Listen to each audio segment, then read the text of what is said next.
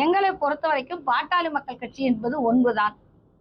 நீங்க எல்லாத்துலயும் தெரியும், அந்த எந்த இதுலயுமே நிரந்தர தலைவர், நிரந்தர பொதுச் செயலாளர் அப்படின்லாம் சொன்னவங்க எல்லாம் காணாம போனதை தான் நம்ம பார்த்துட்டு இருக்கிறோம். சட்ட ரீதியாக ஒரு அமைப்பு எப்படி இருக்கணுமோ அதை அன்புமணி ராமதாஸ் அவர்கள் தெளிவாக செய்து கொண்டிருக்கிறார். எங்களுக்கு ஐயா வேற அணி, நாங்க வேற அணிங்கிறதெல்லாம் இல்லை. ஐயா எங்களை நீங்க துணிச்சலாக எதையும் விமர்சனம் பண்ணலாம்னு சொல்லி கொடுத்த அடிப்படையில தான் எங்களுடைய விமர்சனங்களும் அமைந்திருந்தது. ஆனால் இன்றைக்கு பாமக இன்னும் கூடிய விரைவில் ஒன்றாக இணைந்து ஒரேதான் களம் காணும் என்பதை உத்தரவாதத்தை உங்களுக்கு நான் தரலாம். நானு அன்றும் இன்றும்னு மாநாடுகளை பத்தி பாக்குறேங்க. தீர்மானங்கள் என்பது முந்தி மாநாட்டுல அங்க விவாதத்துக்குள்ளாக்கப்பட்டு அதுல எல்லாருடைய கருத்துக்களும் கேட்கப்பட்டு தீர்மானம் நிறைவேற்றப்படும். இன்னைக்கெல்லாம் தீர்மானம் எழுதி வச்சு ஏற்கனவே ஊடகங்கள் கைக்கு சேர்ந்துருது.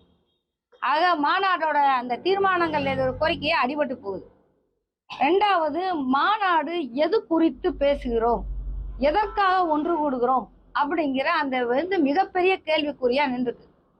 மிகப்பெரிய நமக்கு தெரியாதது இல்லை. நிறைய விஜய்ங்கிற இப்பயும் ஃபீல்ட்ல இருக்கிற ஒரு நடிகர், அவரை பார்க்க ஏராளமான கூட்டங்கள் வருகிறது. பெரியார்மன் என்று சொல்லுகின்ற இந்த மண்ணில் இன்னும் தனி மனித வழிபாட்டுக்கு எதிராக நம்ம ஒண்ணுமே செய்யலையேங்கிற ஒரு வருத்தம் தான் எங்களுக்கு முன்னாடி நிக்குது. மாநாடு நல்லா செயல்படட்டும், அரசியலுக்கு வரட்டும், மக்கள் பணி என்ன ஆற்றாங்கிறத பார்த்துக்கிட்டு நாங்கள் அடுத்த கருத்து சொல்லலாம்.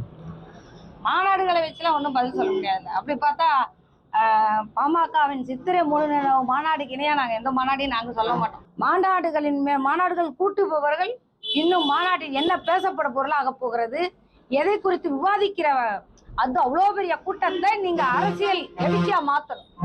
அதுக்கு நோக்கி நகலன்னு கொஞ்சம் வருத்தமா இருக்கு. ட்ரெண்ட ஃப்ரெண்ட் ஆக்கிக்கோங்க. தந்தி டிவியின் சப்ஸ்கிரைபர்ஸ் அண்ட் ஃபாலோவர்ஸ் குடும்பத்துல நீங்களும் இணையுங்க.